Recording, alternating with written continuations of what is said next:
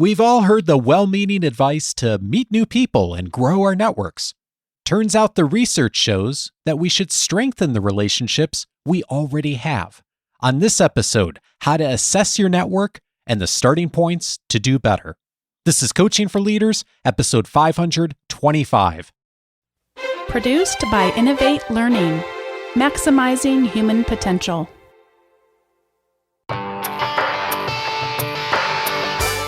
Greetings to you from Orange County, California. This is Coaching for Leaders, and I'm your host, Dave Stachowiak. Leaders aren't born, they're made. And this weekly show helps you discover leadership wisdom through insightful conversations. One of the messages that most all of us have received at some point in our careers, in fact, we probably have heard it quite a bit, is the importance of having a strong network, the critical nature of networking in our lives. And yet it is something that so many of us do struggle with, and we often fall short of our own expectations. Today, this conversation, I think, will help us to really take the first steps to continuing to strengthen and improve the network that we already have. I'm so glad to welcome to the show today Marissa King. She is a professor of organizational behavior at the Yale School of Management, where she developed and teaches a popular course entitled Managing Strategic Networks. Over the past 15 years, she has studied how people's social networks evolve, what they look like, and why that's significant. Her most recent line of research analyzes the individual and group level behaviors that are necessary for large-scale organizational change. Her research has been featured in the New York Times, the Wall Street Journal, Washington Post, Atlantic, NPR, and many other places. She is the author of the book Social Chemistry: Decoding the Patterns of Human Connection. Marissa, I'm so glad to meet you. Welcome to the show. Thanks so much for having me on. I know that some people have seen the title of this episode, they saw the word network, and in their minds, they are thinking, ooh, networking. It's that thing I know I'm supposed to do, and maybe I'm not doing as much as I'd like. And one of the things that you draw as a distinction in your work is between the words networking and network. Could you tell me about that distinction? Absolutely. You started out in the intro talking about that advice that so many of us get about how important it is to think about networking. And that's in many places where I started this journey also. I had spent, many, many years in a basement by myself studying actually social networks, not networking. And when it came time for me to get a job and enter the professional realm, I kept hearing that same advice. But what I knew from all the research I had done in actually studying social networks is that advice about thinking about networking was really misguided. And for me, that actually led to an inability to form the types of relationships that I knew would be helpful. So if you look at the vast majority of outcomes that most people care about, how likely you are to get a job, your pay, your promotion, even your mental health and your longevity, certainly networks matter, but it's not how many people you know. And so that distinction about thinking about what is networking versus what is networks is really, really key. And oftentimes when we're thinking about networking, we have an idea in mind that we're trying to meet someone with it, oftentimes with a given intention in mind. And that for many, many people is really morally off-putting. It makes people feel quite uncomfortable. For me, it made me feel like I simply don't know how to do this. So I just quit and give up. But if we instead think about networks and all of those benefits that we were just talking about really come from networks themselves. Networks are simply the traces of interaction we have, whether it's bumping into a barista when getting a coffee in the morning or your more enduring relationships with friends and family. And that network that we all have can be thought of as a map. And by understanding what it looks like, it gives us a strong sense of where we've been in the past, but also where we're likely to head in the future. And it really is good news, especially for those of us who have struggled. I know I have through most of my career building a network as far as thinking about more people. And yet it's interesting that the people who really have strong networks are not necessarily focusing on finding more people. They're actually really investing better and more consistently in the relationships they already have, aren't they? That's exactly right. And by starting to understand what your current networks looks like and what its strengths as well as what its drawbacks are, you can make more informed decisions about what the optimal investment is for you. Should you be strengthening your existing relationships? Should you be trying to expand your horizons and bridge between different groups that normally wouldn't talk to each other? So starting to think differently about relationships and not just simply meeting new people is going to be the most effective strategy for most people. There are different kinds of networks, and you've uncovered in your research that there are three that tend to explain the way many of our networks have emerged in our lives. Could you share what those three look like so we could start to get a sense of what that map looks like for each one of us? Sure. So, what we know from close to 3 decades of research in the social sciences is that most people's networks can be characterized as one of three types. Either they can be thought of as brokers, conveners, or expansionists. And each of those different types has different benefits and drawbacks. And we can start to think through what each of the types are. And hopefully, this will allow you to also start to uncover more of what your own network looks like. So we can start with brokers. And brokers are really characterized by the fact that they tend to span social circles that normally wouldn't come together. So you can ask yourself if you imagine having a barbecue or a birthday party, and you think about inviting people from different realms of your life, asking yourself, would most people there already know one another? Or would you perhaps be uneasy about one group meeting another? If that characterizes what your party would look like, then there's a good chance that you're a broker. Brokers are often the people in organizations who, for instance, may have worked in engineering and then spent a good deal of time in marketing and also like to play bridge on the weekend. And because those groups don't normally talk to one another, by bringing those ideas and the conversations within those different social circles together, brokers are really poised to be creative and innovative. One of the hallmarks of that type of network is really creativity and innovation, since we know that most innovation comes from recombining existing ideas or perspectives that normally wouldn't come together. And brokers, in part, do this because they have a very sort of cosmopolitan way of living their life, but they also tend to be something known as high self-monitors. So when people think about networks, and particularly think about networking, they often think the biggest personality factor that's going to matter, for instance, is extroversion versus introversion. But it turns out extroversion matters very little. Huh. And the most important psychological characteristic for determining what type of network you have is actually something that psychologists refer to as high self-monitoring, which is really a chameleon-like personality. And to figure out if you're a high self-monitor, you can ask yourself, are you good at making impromptu speeches on things you know nothing about? If you answer yes, then you have this chameleon-like characteristic that makes you really good at translating across groups. And that property makes you much more likely to be a broker. So the brokers are really innovative. They're really creative. They also tend to have more work-life balance. But the downside of this type of network is that brokers are often greeted with suspicion because they're not really a part of any one group, or they're often seen by like, are you part of us? Are you not part of us? Which leads them oftentimes to be greeted with suspicion. But the way to overcome that, we know from research by Adam Kleinbaum, is actually to broker with empathy. So even for that negative potential downside, there is a way to overcome it. The other two are expansionists and conveners. What did those look like, and how are they different from brokers? Sure. So if you imagine brokers as being in the middle of this constellation of different social circles that normally wouldn't come together, a convening like network is really characterized by a dense web of social interactions that has a lot of depth. So imagine you're at that same birthday party or barbecue and everyone already knows each other. That is characteristic of a convening like network. Conveners also invest a lot in maintaining their existing set of relationships. So there's a heavy investment. And the benefit of that is that convening like networks tend to have a lot of reputational benefits. They're characterized by strong trust. They're good for implementation if you're trying to get things done. And they also, of all the different network types, they're the one that's most likely to provide mental health benefits and psychological support. So conveners tend to build this in part in the same way that all of us, our networks or get built. In part, it's due to just circumstances. Conveners often will have lived in the same place for a long period of time, or at the same job for a long, been at the same job for a long period of time, which gives this depth and cohesion to their networks.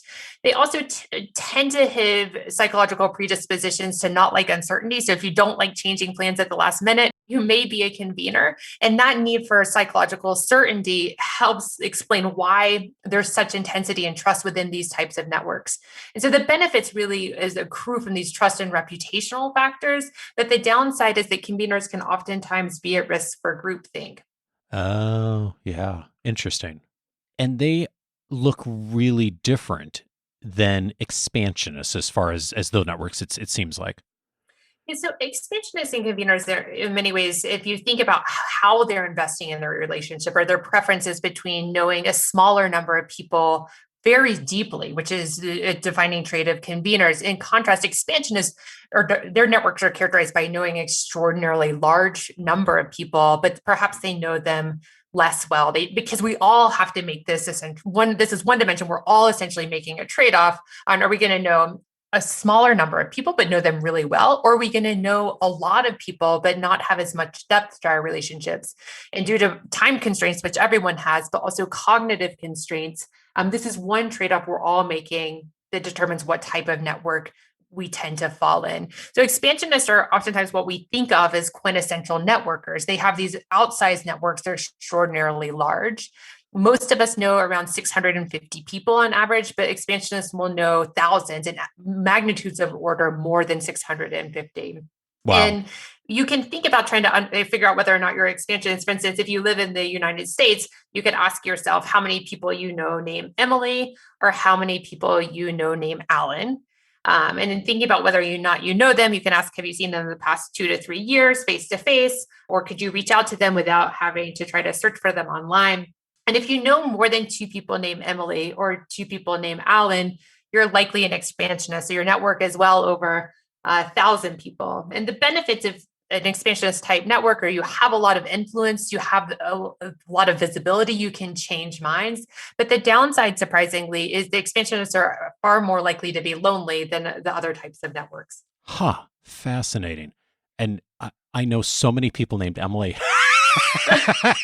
So it's interesting how like that, like a data point like that can really be an indicator.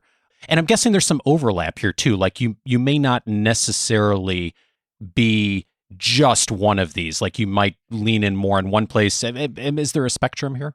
There certainly is a spectrum, and you can be more than one type. For instance, it's quite common to be a broker and an expansionist. It's pretty rare. It's actually extraordinarily rare to be both a broker and a convener, though some people do manage to do that, which is an extraordinarily powerful combination. Huh. But there's certainly, you can fall into more than one category. And importantly, the type of network you have changes over time. So it can change due to your life circumstances. For instance, we naturally tend to be more like expansionists when we're 25, and then our networks get smaller over time. But there's fluidity just due to your station in life or the circumstances that you're in. But also importantly, that we can change our network, which is really critical to thinking about, all right, if I need more social support, or if I need more creativity or innovation at work, how can I think about changing my network to get to those outcomes? Yeah, and I'm so glad you mentioned that because, of course, I think many of us thought about the importance of strengthening our networks and helping to really gain value from our networks and to offer them value too. And of course, COVID has really gotten us thinking about that even more apparently, because so much of the traditional way that we connect with people has changed. And it was interesting to me in looking at some of the things that you've looked at around just COVID and some of the research that's come out. There's one thing, I think this is out of the book, where you say, from looking at COVID, loneliness in individuals has increased, but those who reported having 5 very close relationships have not experienced an increase in loneliness. The duration and frequency with which one connects with those close relationships are also factors. And I was thinking about that term, very close. What does very close look like?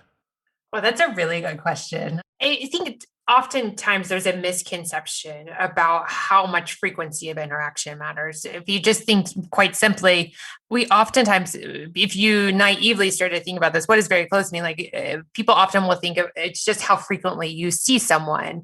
But the reality is that many of us spend our days surrounded by colleagues or people who will forever remain casual acquaintances. Right? And what characterizes the difference between why those relationships forever remain, right? A work friend, whatever that means, versus being a very close relationship isn't simply the amount of time, but it's what is invested in that relationship. And critically, how much trust and reciprocity exists within that relationship. And that way of thinking about it. So for instance, how much mutual trust, if I was in a time of emergency, would I feel comfortable reaching out to you is what I think distinguishes who is a very close tie versus the many other types of relationships that we have in our lives.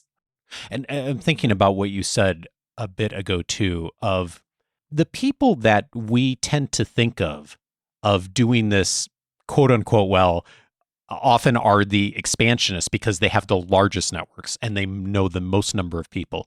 And yet you said a bit ago that those often are the folks who struggle with loneliness the most. How is that possible?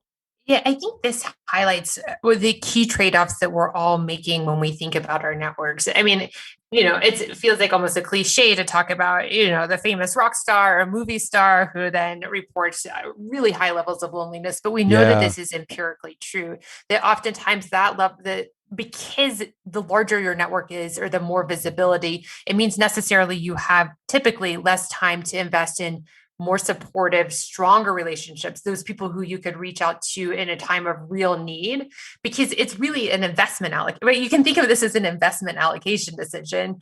And for instance, the bigger network you have, you simply can't invest as much in developing the deeper, stronger relationships, and particularly knowing that the people that you're close to are also close with one another. And that's what's really interesting about a convening like network. It's not just that I know you, Dave, and I also am friends with Emily, but it's really also critical that you and Emily are also friends when we start to think about emotional and social support. And that's just not possible, or it's far less likely with these really large networks. And it's not just in the famous people that you face, you see really struggling with this. Also, among CEOs reports extraordinarily high levels of loneliness. Almost 50% of CEOs will report that they're lonely. So that idea that it's lonely at the top is true. And in part, it's just not having the time to invest, but also because one's network is so large, there's not that ability to have closure with one's network or these dense webs of trust.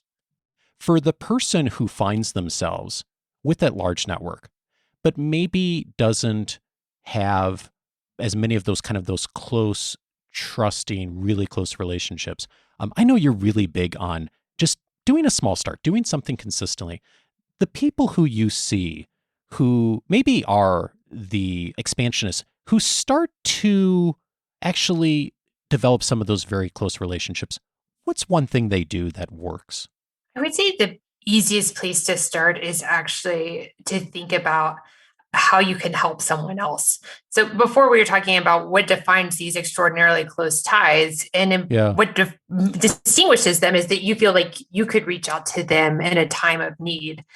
And for many, many people, it's really difficult to ask for help. And first off, I would say you can ask for help. Even I think the conversation even now that's happened during the pandemic, we have conversations saying, hey, how are you doing? Oh, I'm actually struggling with loneliness. That wasn't true 2 years ago. Yeah. But it doesn't necessarily have to be like, hey, can you help me? I'm lonely. But most people actually find it's far easier to reach out and give help to someone else rather than asking. But that's it's the heart of this idea of reciprocity, right? That we're in a mutually beneficial, trusting, helpful relationship. So the easiest thing to do is actually to reach out to someone. It may be someone you lost contact with 2 or 3 years ago, or it could be someone that is a friendly acquaintance, but you would like to get to know better.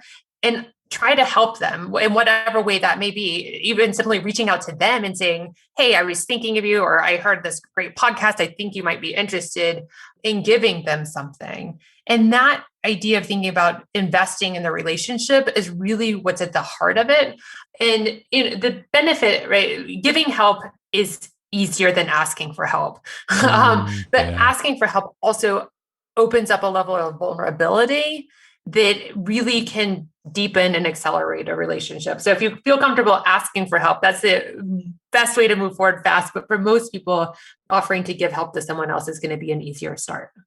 I so appreciate that invitation. What a wonderful place to start, and to do it in a way of generosity and grace. And I'm also thinking about one of the points you make in the book is that we underestimate how often people want to help us, don't we?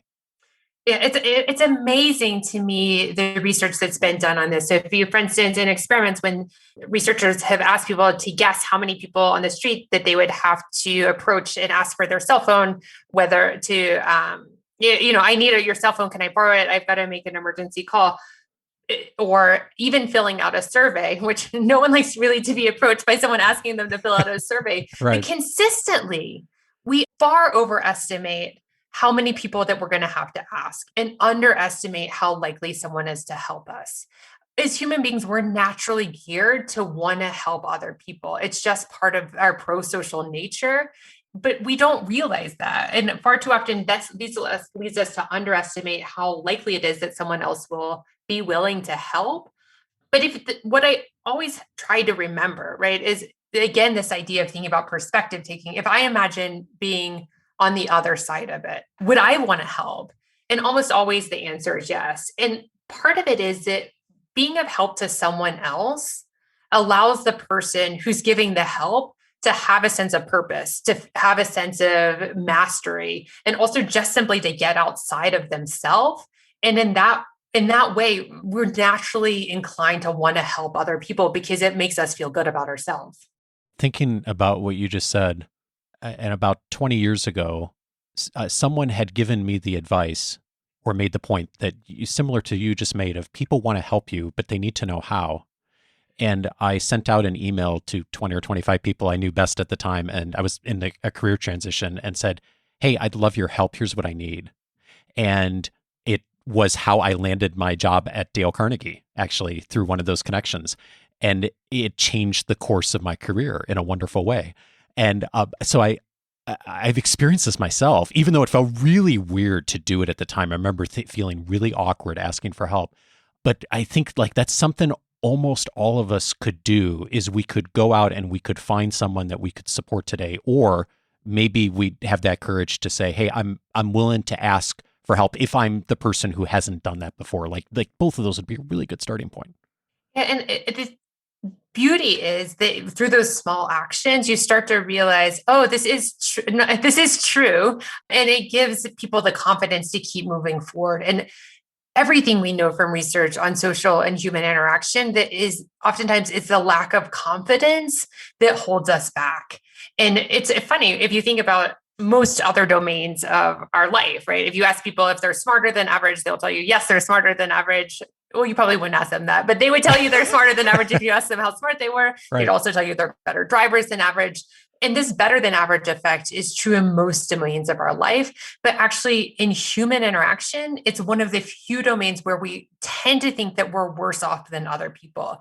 And that lack of confidence makes us actually focus on ourselves more, worry about self-presentation, how we're coming across, which makes it harder to connect. And so these very small changes are little acts, being willing to just try it and see what happens. The effect that has on confidence really determines a much longer, more positive trajectory on being able to connect authentically and effectively with other people. Wow. Well, and thinking about connecting authentically and really leveraging the strength of a network, I'm thinking about it also from the other side, those who may have more of their preference toward convening and who do have really close relationships. You mentioned earlier that one of the challenges can be, getting a little bit too much, I think groupthink was what you mentioned, but just not seeing more of the kind of the diverse, the new ideas, the creative paths. And I'm thinking about that in the context of another point that comes out in the research is that dormant ties are also really likely to help give us good advice. And for the person who's a convener and really does have those close relationships, is that a place to lean in on? And if not, what's a good place for them to start? I would say for everybody thinking about this idea of dormant ties, so people you haven't seen in 2 to 3 years is one of the most effective places to start with tapping into the existing value in your network. And I always try to emphasize that there's extraordinary value in your existing network, and focusing on how to tap into that is far more important than for most people than trying to expand or grow your network. And dormant ties are a really great place to start. In research that was done by Dan Levin at Rutgers and his colleagues, they ask executives to recall either 10 people that they saw on a frequent basis that they regularly talked to, and write down a list of those 10 people, or 10 people that they haven't seen in 2 to 3 years, and make that same list. And when they randomly assign people to reach out to existing ties or dormant ties, what they found out is that these ties that people hadn't seen in 2 to 3 years actually provided far more effective and insightful ideas on projects than their existing colleagues and contacts. And why this is true is that dormant ties have this property of they're outside your usual social circle. There's this outside this echo chamber that most of us tend to live in. But what's interesting about dormant ties is it's not just that they have these innovation and creativity benefits that would normally come from a brokerage like network because they're outside of our usual social circle, but they also have trust. And the trust endures in relationships. And because of that, in many ways, it's actually easier to reach out to someone you may have lost touch with over the past 3 or 4 or 5 years due to whatever reason. It's much easier to reach out to them than try to start a new relationship. So if I had to give one piece of advice, I would say make a list of 3 people that you haven't seen in 3 years or more, and spend 30 minutes once a week just reaching out to them to say hello, or perhaps asking for advice on a new project, or just catching up. And tapping into that, your existing network, is one of the most effective ways that you can strengthen that. Wow. It goes back to what you said early on of our tendency often is to feel like we need to join the new association or go to the conference we haven't been to before, which are all good things to do. But often we think about it through the lens of I have to expand my network and meet new people. And there's something to be said for that, of course. But we miss often the relationships that are right in front of us, the ones that we've already built and we've earned trust with, but maybe we've lost touch with a bit. Why not start there first? And it's so much easier, right? And yet we don't think to. Yeah, and I think that that's one of the pieces of the pandemic that's been most interesting to me, to think about what happens to people's networks. And what's driving a lot of what we've even seen over the past year or so is just how powerful out of the notion of out of sight, out of mind truly is. So in my own research, for instance, I've seen that overall people's networks have shrunk by more than 16%, or more than 200 people during the pandemic. Wow. And one of the reasons that's true is we simply forget people when we don't see them. It's almost as if they go outside our relationship set of people that we think we could call upon or ask for advice or insight from, or just get support from. And so that is something that we all tend to fall victim to. We know the studies that have looked at this have even found that feelings of closeness between non-family members drops by more than 80% after just 2 to 3 months without seeing one another. The trust endures, but our feelings of closeness decline, almost like falling off a cliff. And so it's really important to, one, think about, all right, accurately, what is the true reach of your network? And are there people that you have lost touch with that could be really beneficial? Because it's so easy to forget.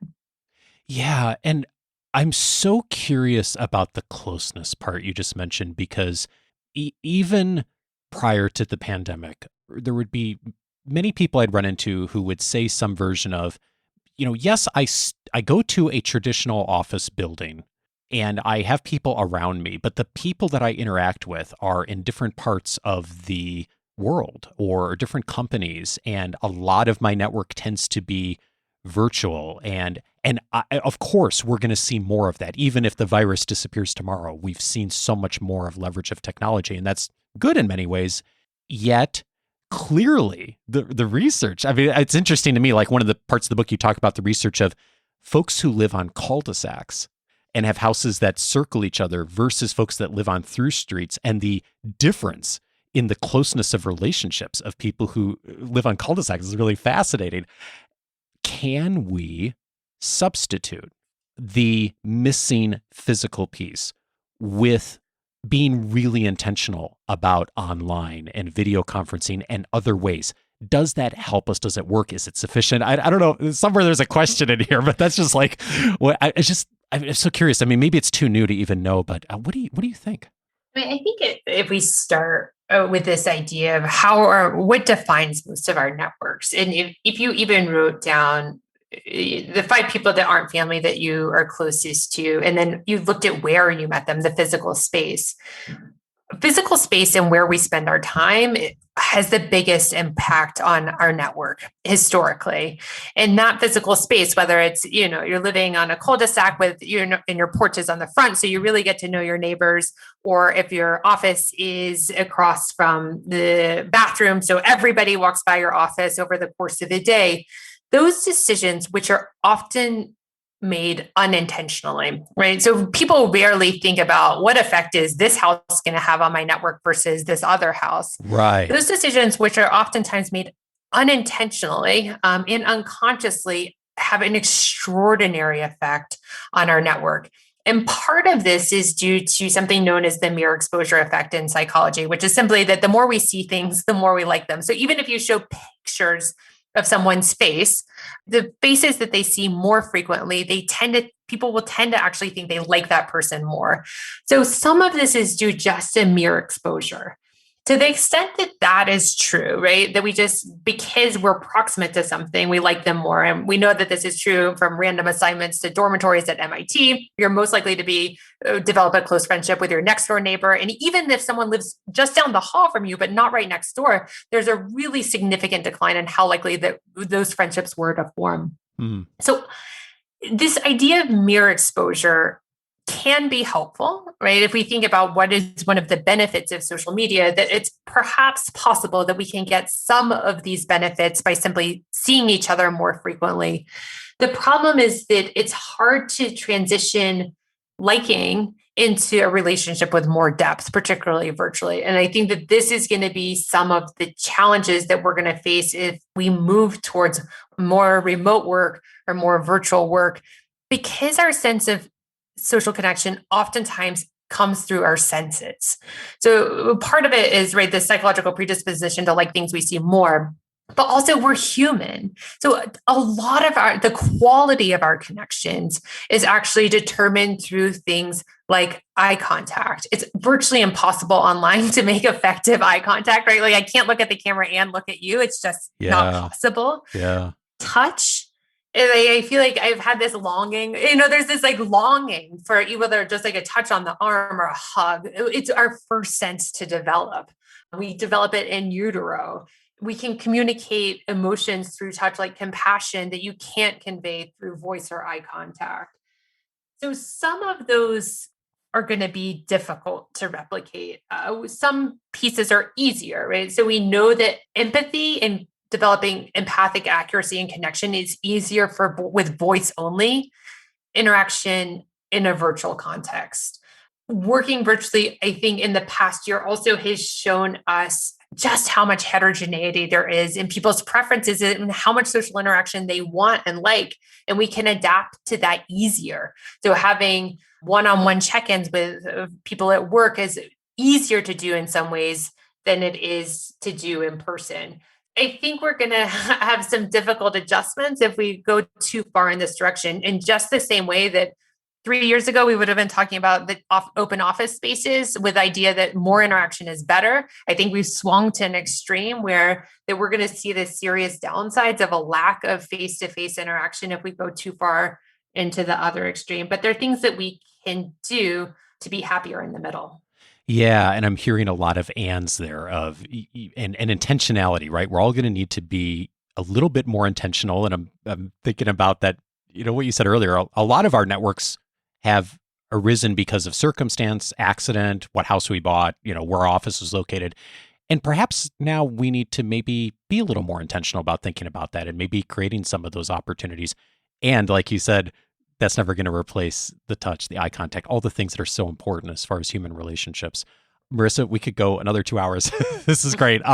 So the book is called Social Chemistry, Decoding the Patterns of Human Connection. There's so much more in the book we're not touching on in this conversation. So if this has been helpful, I would really invite you to check out the book and really dive in on the details. And Marissa, one of the other resources that you've created that I know will be of interest to a lot of folks is there's an assessment to begin to illuminate where, what your network looks like. How do folks do that? And what would they expect if they went through that assessment? You can discover whether you're a broker, expansionist, or a convener at assessyournetwork.com, and it'll give you insight into what the strengths of your existing network are, as well as the opportunities that you may have to think about other strengths you could explore.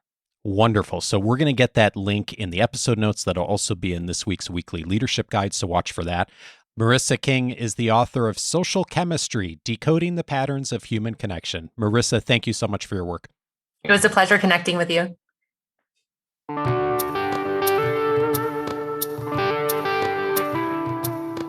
If this conversation got you thinking, several other episodes I'd invite you to also check out. One of them is episode 254, Use Power for Good and Not Evil. My guest on that episode was Dacher Keltner out at Berkeley's Greater Good Center. We talked about the relationship between power and empathy. I wish I could tell you that it was the case that the more power you get in your network, in your career, in the organizational chart inside your organization, that you're more likely to be more empathetic to others. However, the research is very clear that it's the opposite. The more power we get, the more political savvy, the more power we have within our networks, it is likely, and in fact is the case for most of us, that we are worse with empathy. In episode 254, Dacher and I talk about how we can work to correct that challenge and that pattern that many of us tend to fall into, especially when we gain more power in our careers and in our lives. By the way, that research is echoed in Marissa's book as well, and she also mentions that extensively. And so when you read her book, you'll want to pay attention to that section, especially because this is a trap that many of us fall into as leaders, of thinking that we are listening well, we're taking the time to be empathetic. In fact, that's a big challenge so many of us face. Episode 254 for that. I'd also recommend episode 347, The Power of Weak Connections with David Burkus. This also shows up in Marissa's book about the opportunities that so often our weaker connections can provide to us in our network. The folks that we haven't talked to in 6 months, a year and a half. Often that trust is still there from having built that relationship initially. And also, weaker connections can oftentimes be the place where we find new ideas, build other connections, uncover opportunities for our careers, and the people who are already willing and often able to help. Episode 347 is an invitation on how to do a better job at reaching out to weak connections. It's a great complement to this conversation. And then finally, I'd recommend episode 500, 4 Habits That Derail Listening, with listening expert Oscar Trimboli. So many of you reached out to me last year after this episode aired and mentioned how helpful it was to you in identifying some of the patterns that you fall into that challenge you with your listening skills. Oscar and I talked about those in detail, and just as importantly, how to do better. And of course, listening, a key skill for so many of us in our networks and in building more effective relationships. All of these episodes you can find on the coachingforleaders.com website and many others. We have a topic area under network. We have a topic area under conversations, and so many others. If you found this helpful, I would invite you to go over to coachingforleaders.com and set up your free membership. When you do, you're going to get access to the entire library since 2011 of all our expert conversations. Most importantly, those searchable by topic, so you can find the thing you're looking for right now that will serve you and your organization in being as effective as possible. Plus access to all of the book notes, from interviews, the member casts, the free audio courses, and of course my weekly leadership guide that comes every Wednesday, including the episode notes and the key links from every conversation we've had here on the show, plus other resources that I found for you during the week online that I think will be helpful to you in your ongoing leadership development. Coachingforleaders.com is where to set that up, and you'll be off and running with the rest of us inside the portal so that we can help each other to continue to move forward on developing our leadership skills. Thanks for listening, and I'll see you for our next conversation this coming Monday. Take care, everybody.